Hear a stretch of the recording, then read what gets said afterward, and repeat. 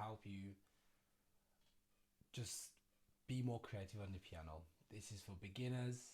It's for people who've been playing a long time and have never really known how to be creative.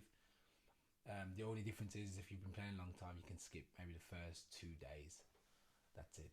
So, yes, let's jump in.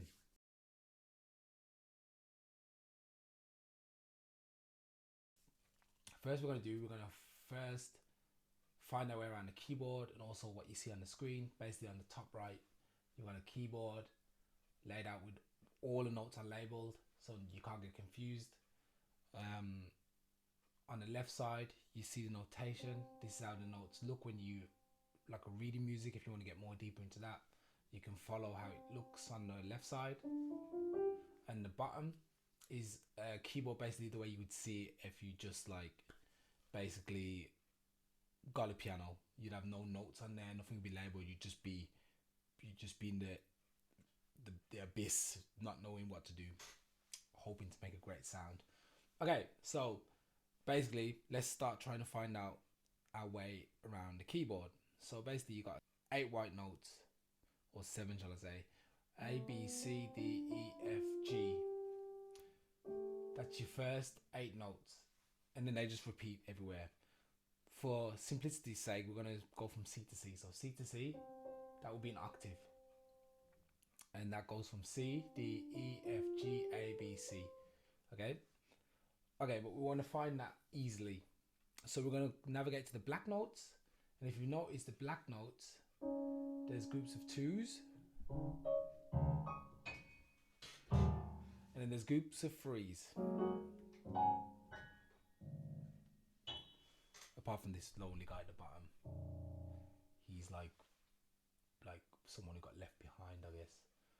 Okay, so we got 3, the 3s and the 2s. What we want to do, we want to start with the groups of 2, the pairs, and to the left of the pair is a C. And to the right of a pair, or the pair, is an E. And obviously in between is a D. So you can go and find the C, D, and E everywhere if you want. Do that a little bit. And then we move to the groups of 3, the triplets. Okay, so the left of the triplets is an F, and to the right of the triplets is a B. And obviously, as we know, the sequence goes only to G and starting in A. They're the 2 notes that are in between the F and the B. Okay, so that's how you find the white notes. The black notes, it's a little bit more complicated, but still not that difficult. So we've got let's start with the F here.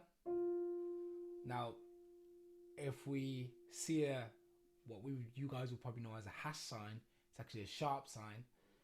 That would mean you'd have to go half step to the right. So then you'd have an F sharp. Okay. The G would be a G sharp normally. I'm gonna have to play it like this so you can see.